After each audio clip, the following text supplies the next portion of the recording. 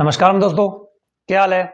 हम पढ़ रहे थे यूरोप में राष्ट्रवाद के तहत हमने पढ़ लिया था जर्मनी का निर्माण। पढ़े हो ना, याद है ये नहीं? या तो रिकेप कर लियो, पाछो पूछ ले पुराने वीडियो में जाके। और उसके अलावा पढ़ा था इटली का निर्माण। ये दो हमने पढ़ लिए थे। अब हमें तीसरा एक सबसे बड़ा निर्माण पढ़ना है, जिसमें है उस समय ब्रिटेन का जो हम निर्माण पढ़ रहे हैं, उस समय ब्रिटेन जैसा कोई देश ही नहीं था।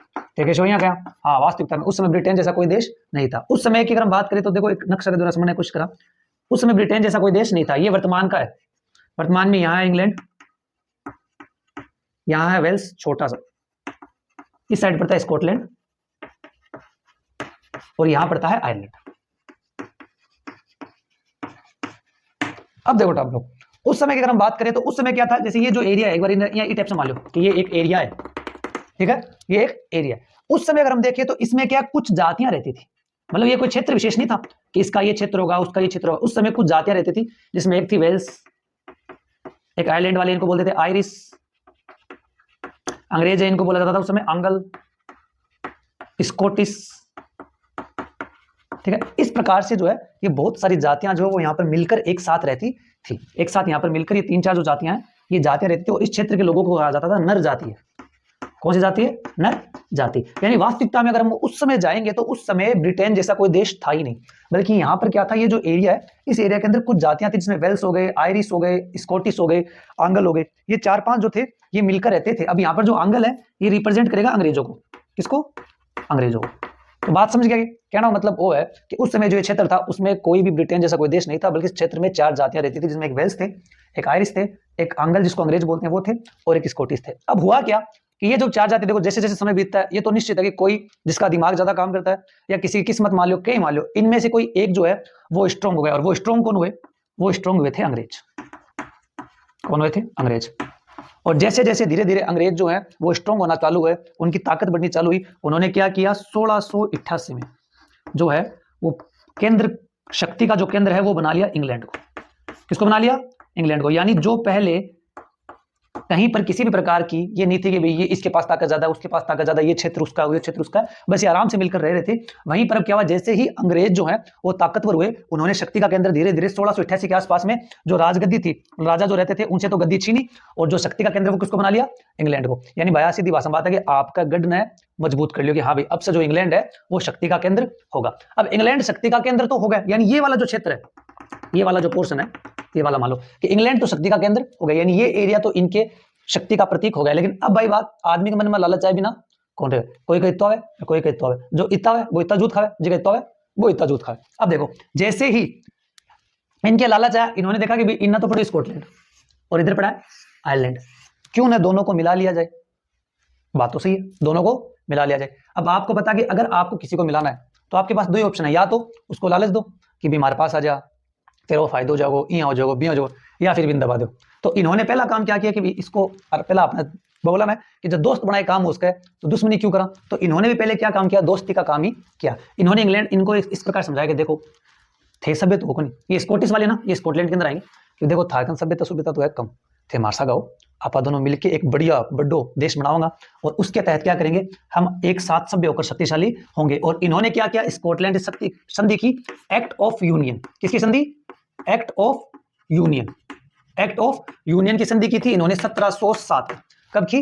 1707 में। यानी इन्होंने 1707 में क्या किया, एक्ट ऑफ यूनियन की संधि कर ली थी। किससे? इंग्लैंड ने स्कॉटलैंड से। यानी अंग्रेज और स्कॉटलैंड मिलकर जो है 1707 के अंदर, कब? 1707 के अंदर एक्ट ऑफ यूनियन की संधि हो गई थी। इसके तहत क्या हुआ? इसके तहत यह हुआ कि इन्होंने सबसे पहले तो इनका नाम चेंज किया। किसका नाम चेंज किया? जो इंग्लैंड था इसको मिलाकर स्कॉटलैंड को मिलाकर इन्होंने एक नया नाम दिया, वो नाम दिया यूनाइटेड किंगडम ऑफ ब्रिटेन।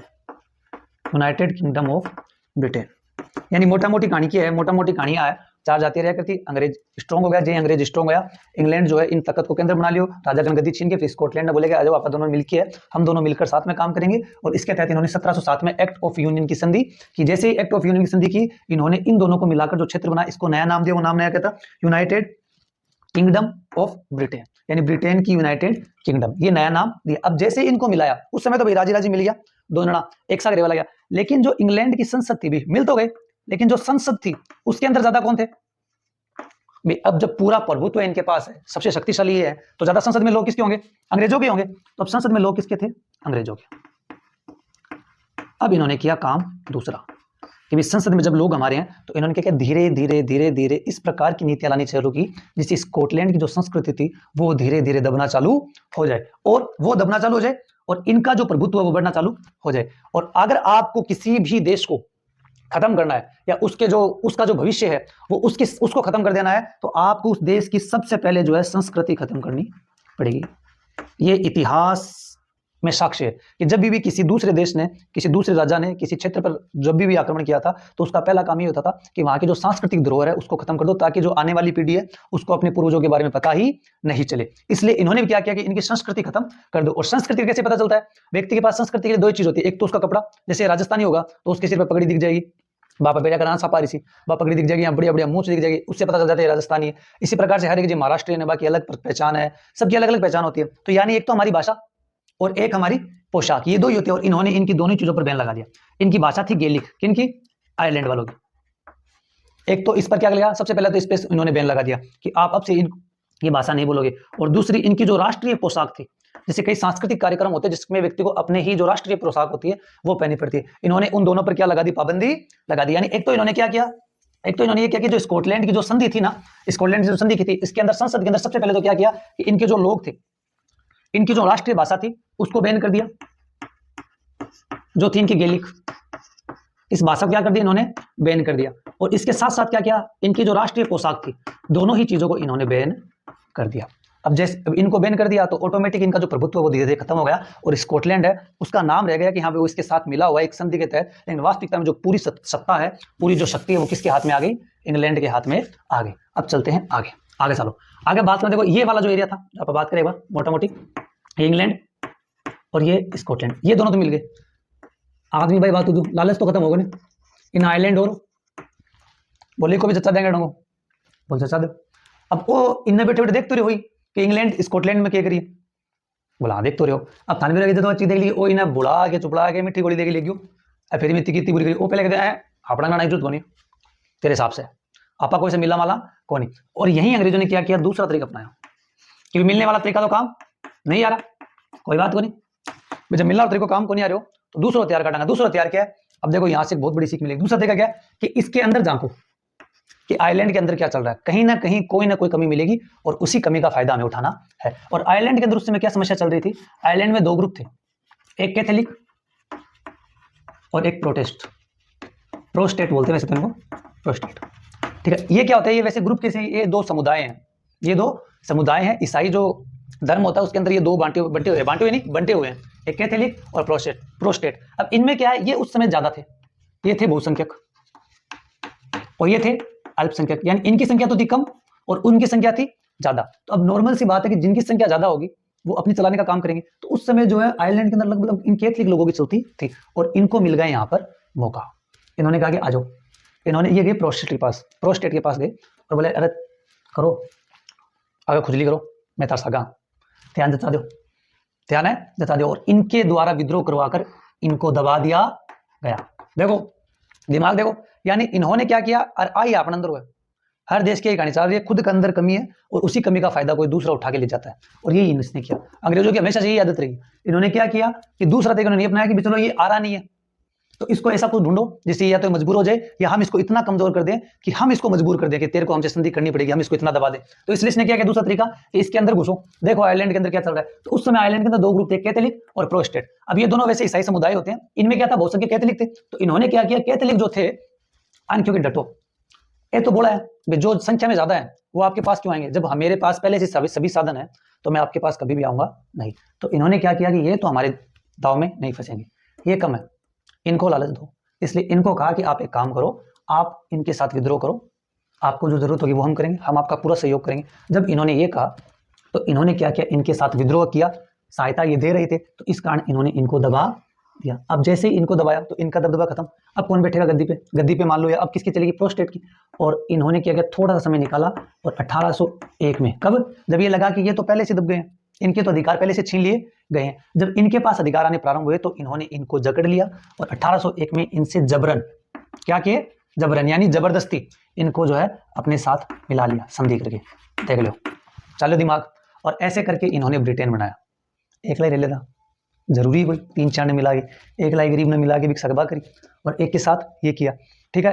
तो इस प्रकार जो आज हम जिसको बोलते हैं ना ब्रिटेन, उस ब्रिटेन का निर्माण जो है वो इस प्रकार उस समय हुआ था, ठीक है। अगर कोई नहीं समझ में आई है तो पाँच रिकेप कर लियो, पक्की समझ में आ जासी। तो ये हमने ब्रिटेन का जो निर्माण है वो पढ़ लिया। चलो आगे चला। अब यहाँ देखो ऑलमोस्ट जो है वो खत्म हो गया। अब एक शब्द और है, एक और बात कर लें, राष्ट्रवाद और साम्राज्यवाद। और साम्राज्यवाद, देखो अभी तक जो हमने पूरा चैप्टर पढ़ा है उसमें एक चीज पे गौर किया है कि हमने राष्ट्रवाद जो है इस शब्द के साथ जोड़ा था, दूसरा शब्द वो था उदारवाद। ये जोड़ा था ना कि उदारवाद के कुछ ये नियम थे, वो कहते हैं ये बराबर है, वो है। राष्ट्रवाद के साथ अब तक उदारवाद शब्द जुड़ा था, लेकिन राष्ट्रवाद के साथ है अब तक साम्राज्यवाद शब्द जुड़ा नहीं था।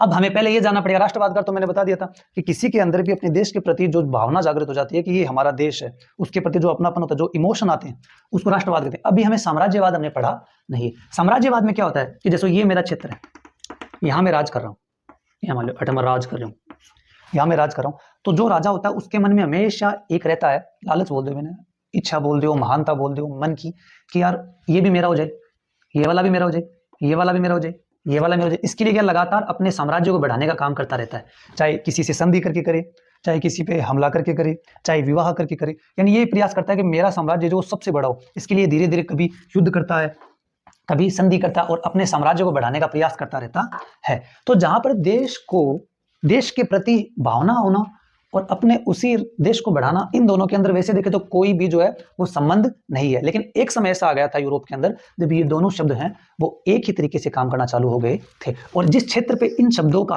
भयंकर प्रभाव पड़ा था वो क्षेत्र था बाल्कन क्षेत्र। कौन सा क्षेत्र? बाल्कन क्षेत्र। और इस क्षेत्र में अंततः ऐसी स्थिति आ गई थी कि यहाँ पर जो है युद्ध हुआ था। और कौन सा युद्ध की नींव पड़ी? छोटा मोटा युद्ध नहीं, प्रथम विश्व युद्ध की नींव भी जो है वो यहीं से पड़ी थी। प्रथम जो विश्व युद्ध हुआ था ना, उसकी जो नींव है वो इसी बाल्कन क्षेत्र से पड़ी थी, केवल और केवल इन दो शब्दों के एक साथ होने के कारण। कैसे वो देखते हैं। देखो राष्ट्रवाद का तो बता दिया, साम्राज्यवाद कर दिया। अब जो बाल्कन क्षेत्र है, उस समय बाल्कन क्षेत्र के अंदर काफी सारे देश आते थे, ठीक है। आज के जो देश है हमें सभी के नाम याद नहीं रखने हैं, 3-4 का रख लियो। मैं भी तांस्ता का कौन बताऊं, एक दा को बताऊं। जैसे मान लो स्लोवेनिया हो गया, एक अल्बेनिया था, उस समय का यूनान था, और क्रोएशिया था, मॉन्टीनीग्रो था, ऐसे 7-8 देश थे। हमें सभी का नाम याद रखना नहीं है, 2 या 3 नाम याद होंगे तो हमारा काम वहां पर चल जाएगा। यानी बाल्कन क्षेत्र में उस समय काफी सारे 7-8 देश आया करते थे। अब उस समय क्या था, जो ये पूरा बाल्कन क्षेत्र था, इसके जो अधिकांश हिस्सा था उस पर राज था ओटोमन का। ओटोमन तुर्की जान गया ना, वही जिसका राज यूनान पर था, ये वाला ओटोमन तुर्की। इसका जो है लगभग बाल्कन क्षेत्र पर राज था। अब क्या हुआ, जब उस समय में जैसे फ्रांस अलग हो गया था, जर्मनी अलग हो गया था, इटली अलग हो गया था, जब ये क्षेत्र अलग होने लगे तो बाल्कन के जो क्षेत्र थे इनके मन में भी ये भावना हुई कि हम भी अलग होंगे। लेकिन यहाँ पर दिक्कत क्या हुई कि जब इन्होंने ये घोषणा की कि हम अलग होंगे, जैसे मान लो कि ये क्षेत्रों ने ये कहा कि भाई हम भी अलग होंगे, तो इनके मन में यही रहा। जैसे मान लो कि यहाँ ये वाला जो क्षेत्र है, ये एक बार सपोज करो कि इसको ये लगा कि मुझे अलग होना है, तो जैसे इसने घोषणा की कि भी मैं अलग होऊंगा, तो ये उस समय ये चाहता था कि जब मैं अलग हूं तो मेरे पास जितना क्षेत्र आए उतना अच्छा है, ताकि मेरा देश उस समय बड़ा हो जाए। क्योंकि ये तो पता था कि देश बार बार में तो बन नहीं सकता, और ये भी नहीं है कि आज मेरे पास इतना तो कल मैं ऐसे छीन लूंगा, वहां से छीन लूंगा। तो ये उस समय ये प्रयास कर रहे थे कि जब हम आजाद हों उस समय हमारे पास ज्यादा से ज्यादा क्षेत्र आए। तो देखो राष्ट्रवाद है कैसे है कि अपना देश बनाने की सोच रहे हैं, तो राष्ट्रवाद तो है, लेकिन साथ में क्या सोच रहे हैं कि जब हम आजाद हों तो हमारे पास ज्यादा से ज्यादा क्षेत्र आए, यानी ये वाला क्षेत्र भी आ जाए, ये वाला क्षेत्र भी आ जाए। तो अब ये तो मानते हो ये जैसे इसका क्षेत्र है वैसे यहाँ भी तो कोई होगा क्षेत्र, जो अब देश बन गया उसका भी तो क्षेत्र होगा नहीं होगा। अब ये जब सोच रहा है कि मैं इसका क्षेत्र लूं, तो ये क्या सोचेगा, मैं इसका क्षेत्र लूं। ऐसे नीचे मान लो कि ये कोई देश होगा, जब ये सोचेगा मैं इसका क्षेत्र लूं, तो ये सोचेगा मैं इसका क्षेत्र लूं। यानी क्या हुआ, जब ये जहां इनको आजादी के लिए स्वतंत्र होकर अपना क्षेत्र लेना था, इनका आपस में क्या हो गया, तनाव होना चालू हो गया। यानी एक दूसरे से यही टकराव करने लग गए। ये देखे कि मैं इसकी जमीन ले लूं, ये देखे मैं इसकी जमीन ले लूं, ये देखे मैं इसकी जमीन ले लूं, ये देखे मैं इसकी जमीन ले लूं। और जब इस प्रकार से लगातार इनके बीच में तनाव बढ़ने लगा, जो उस समय की बड़ी शक्तियां थी, जैसे उस समय था जर्मनी था, रूस था, ब्रिटेन था, जब इनको पता चला कि ये क्षेत्र आपस में ही लड़ना प्रारंभ हो गया है एक दूसरे के साथ, तो इनको लगा कि ये हमारे पास मौका है। कैसे मौका है कि हम यहाँ इस क्षेत्र में जाएंगे, किसी को सपोर्ट करेंगे, किसी के विपक्ष में होंगे, जब वो जीत जाएगा तो उसके क्षेत्र को किसी भी अकॉर्डिंग भी धीरे धीरे अपने अंडर लेंगे, जो भी करेंगे, लेकिन यहाँ पर हम हमारी जो शक्ति है उसको पुनः स्थापित कर सकते हैं। और वो तीनों भी इन सबके टकराव के बीच में आकर खड़े हो गए। अब कभी कोई किसको सपोर्ट करे, कभी कोई किसी को सपोर्ट करे, इसके कारण क्या है, इन सब के बीच में भी जो है लड़ाई होना प्रारंभ हो गया। अब सपोज करो जर्मनी ने इस देश को सपोर्ट कर दिया तो रूस ने इसको कर दिया, तो अब जब ये इससे लड़ेगा तो ये भी तो इससे लड़ेगा ना। तो इससे क्या हुआ, इन महाशक्तियों के बीच भी जो है वो युद्ध प्रारंभ हो गया और अंत में स्थिति ये हुई कि प्रथम विश्व युद्ध हुआ, सिर्फ इसी कारण से। यानी देखो, जो चीज कई बार हमें बहुत छोटी लगती है उसका प्रभाव आगे हमारे जीवन पर क्या होता है वो हमें पता चलता नहीं। एकमात्र सिर्फ इतनी सी इच्छा, इतना सा लालच कि मेरा क्षेत्र जब मैं आजाद हूं उसके साथ थोड़ा सा क्षेत्र किसी और का ले लूं या ज्यादा से ज्यादा क्षेत्र ले लूं, इस लालच ने विश्व को एक सबसे भीषण युद्ध, जो पहला विश्व युद्ध था उस समय के लिए बहुत भीषण युद्ध था, जिसमें लगभग 90 लाख लोग मरे थे और 1 करोड़ के आसपास जो लोग हैं वो घायल हुए थे। इतना बड़ा युद्ध दे दिया, किसके लिए, सिर्फ अपने एक छोटे से लालच के लिए। इसलिए कभी कभी हमारे जीवन में भी यही चीज होती है कि कभी कभी हमारे जो छोटे छोटे काम मान लो, छोटी छोटी आदत मान लो, छोटे छोटे निर्णय मान लो, जिनको हमें पता नहीं होता कि ये आगे जाकर हमारे भविष्य को या हमारे जीवन को कितना बर्बाद कर देंगे, वो इतना भयंकर जो है इफेक्ट डालते हैं। इसलिए हम जो भी कर रहे हैं सोच समझ के और एकदम बढ़िया तरीके से दिमाग लगा के हमको करना चाहिए। तो ये था राष्ट्रवाद और साम्राज्यवाद। इसके कारण कितना भीषण युद्ध हुआ वो हमने देखा। अब हमारा जो अंतिम पड़ाव है जिसमें हम पहुंच रहे, उसके बाद यूरोप का साम्राज्यवाद खत्म हो जाएगा, वो है राष्ट्र की दृश्य कल्पना। राष्ट्र की दृश्य कल्पना।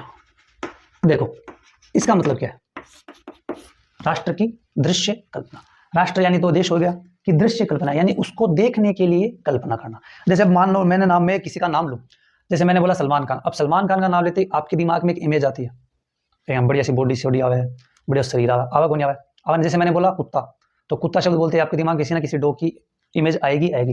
तो ये भी उस समय, जो उस समय के कलाकार थे, उन्होंने ये प्रयास किया कि हम जब राष्ट्र शब्द बोलते हैं, जैसे भाई मैंने भारत बोला, जैसे ही हम बोलते हैं भारत माता, तो भारत माता शब्द बोलते ही हमें एक देवी के रूप में दिखते हैं जिनके हाथ में भारत का झंडा दिखता है, तो एक इमेज क्रिएट हो जाती है भारत की। तो इन लोगों ने भी जो उस समय जो उन देशों में रह रहे थे, उनके कलाकारों ने भी एक प्रयास किया कि क्यों ना हम क्या करें, अभी जो राष्ट्र में जो लोग हैं वो उनसे जुड़ तो रहे हैं, लेकिन उनके दिमाग में एक भावना, जिसको बोलते हैं ना एक सूत्र में पिरोने वाली, ऐसा कोई कार्य नहीं हो रहा है। इसके लिए हमें क्या करना चाहिए, हमें राष्ट्र को एक इस प्रकार की छवि के रूप में उभारना चाहिए जिससे सभी उससे जुड़ सके। इसके लिए इन्होंने क्या किया, राष्ट्र को अलग अलग रूपों में बनाना प्रारंभ कर दिया और उनको अलग अलग छवि देनी प्रारंभ कर दी। लेकिन जितने भी जैसे उस समय फ्रांस ने दी थी, जर्मनी ने दी थी, इन्होंने जो राष्ट्र को छवि दी थी वो किसके रूप में दी थी, नारी के रूप में दी थी।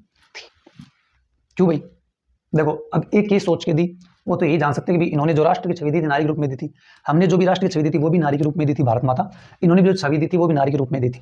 इसका उनके अकॉर्डिंग भी क्या कारण था वो तो वो जान सकते हैं। मेरे अनुसार अगर मैं बताऊं, मेरे विचार, तो नारी को देने का एकमात्र कारण है क्योंकि प्रकृति ही जननी है, प्रकृति ही जननी है और नारी भी जो है वो जननी का काम करती है। यानी कोई भी राष्ट्र हो, कोई भी देश हो, वो जो है उसको प्रारंभ करने का या उसको भी मतलब उर्वरता देने का काम जो है वो जननी का काम जो है वो नारी करती है। इसलिए उस समय भी जो 2 देश थे, वो या हमारा जब भारत था, इन्होंने जब राष्ट्र को छवि दी तो इन्होंने किसके रूप में दी, नारी के रूप में दी। अब क्या हुआ, फ्रांस ने दी अपनी छवि और जर्मनी ने दी अपनी छवि। अब हम प्रयास करेंगे इन दोनों को साथ में पढ़ने का। देखो फ्रांस ने जो छवि दी थी उसका नाम था मेरियान, और जो जर्मनी ने छवि दी थी उसका नाम था जर्मेनिया। अब इन दोनों को साथ में पढ़ने का कारण यह है कि इससे क्या आप कंफ्यूज नहीं होगा कि जर्मेनिया किसकी है, मेरियान किसकी है। कंफ्यूजन यही खत्म कर देता हूं, जर्मेनिया नाम में जर्मनी आ रहा है तो यानी जर्मनिया नाम में जर्मनी आ रहा है, तो जर्मनी की छवि कौन सी होगी, जर्मेनिया। और मेरियान जो है वो किसकी हो जाएगी, 2 ही तो देश थे, जब एक जर्मनी की हो गई तो दूसरा कौन सा बच गया, उस समय के अनुसार जो आजाद हुए थे पहले, फ्रांस। तो ये ऑटोमेटिक किसकी होगी, फ्रांस। ये होगी फ्रांस की और ये होगी जर्मनी की। पहले बात कर लेते हैं हम इसकी, मेरियान की।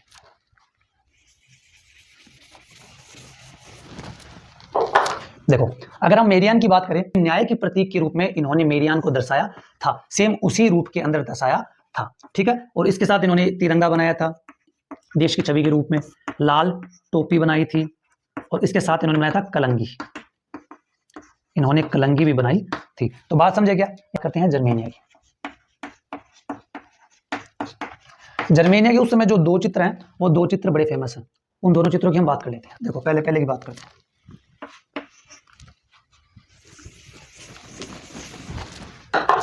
अगर हम पहले चित्र की बात करें तो इसके अंदर जो जर्मेनिया है, एक नारी है जिसको रानी के रूप में दिखाया गया है और उसके जो सर पर है, जैसे मान लो ये उनका सर है, एक बार के लिए, इस सर के ऊपर एक ताज पहनाया गया है और वो जो ताज है उसमें पत्ते लगे हुए हैं। क्या लगे हुए हैं? पत्ते। पत्ता कौन है? पेड़ का। जो पेड़ था बलूत का पेड़, यानी बलूत वृक्ष के पत्ते जो हैं वो रानी को दिखाए गए हैं। जैसे मान लो ये यहाँ सिर है, यानी इनको क्या दिखाया गया? सिर के ऊपर जो है इनके बलूत का पेड़ है, उसके पत्ते जो है वो पत्ते दिखाए गए हैं कि ये सिर है, सिर के ऊपर बलूत के पत्तों का ताज पहनाया गया। अब बलूत के पत्तों का ताज क्यों पहनाया गया? उसके पीछे कारण है कि जर्मनी के जो लोग हैं वो बलूत को वीरता का प्रतीक मानते हैं। वो क्या मानते हैं कि जो बलूत का वृक्ष है ये वीरता का प्रतीक है, यानी ये दिखाना चाहते हैं कि हमारी जो रानी है उसके सिर पर अगर बलूत के पेड़ों का पत्तों का ताज है, यानी वो वीरता का प्रतीक है, यानी हमें भी हमारे देश के लिए उसी प्रकार वीरतापूर्ण कार्य करना है। एक तो ये चित्र उस समय का बहुत फेमस है जिसमें रानी को दिखाया गया जिसके सिर पर बलूत के पत्तों का ताज है, और उसके साथ साथ जो दूसरा चित्र है वो दिखाया गया जर्मनी के अंदर एक नदी है, राइन नदी। कौन सी नदी? राइन नदी। यानी ये दिखाया गया कि जो राइन नदी है, इस राइन नदी के पास में एक स्त्री को दिखाया गया है जो इस प्रकार से जो पहरा दे रही है जैसे कि वो इस नदी के आसपास के क्षेत्र की रक्षा कर रही है। जो राइन नदी है वो वहां की एक बहुत महत्वपूर्ण नदी है। तो इसमें ये दिखाने का प्रयास किया जा रहा है कि हमारी जो रानी है वो किस प्रकार से हमारी रक्षा कर रही है, ठीक उसी प्रकार से हमें भी जो है जर्मनी को आजाद कराकर उसकी रक्षा करनी है। तो इसी के साथ जो है हमारा पहला पार्ट यूरोप में राष्ट्रवाद है वो खत्म होता है। आशा करता हूं कि आप लोगों को पसंद आया होगा, और पसंद न भी आए तो कोई दिक्कत नहीं है, समझ में आया होगा वो ज़्यादा इंपॉर्टेंट है। अब मिलेंगे कल अगली वीडियो में। धन्यवाद।